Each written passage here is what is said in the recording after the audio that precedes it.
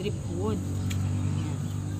Babasain po muna natin ito and then lalagyan po na. Tapos saka natin ilalagay sa driftwood. Ayan.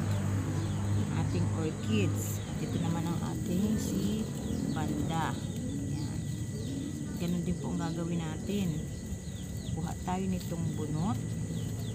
Ayan. Aray. Ang tigas.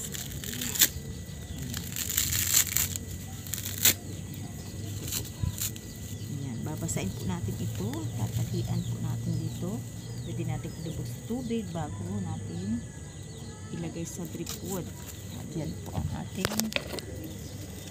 Thank you for watching. Ayan. Dito sa ganito. Ilagay po natin. Ayan ang aking banda. Bye-bye po. Si Haring Araw. Nakasikat na si Haring Araw. Ayan. Bye-bye. Ang aking mga dragon fruit.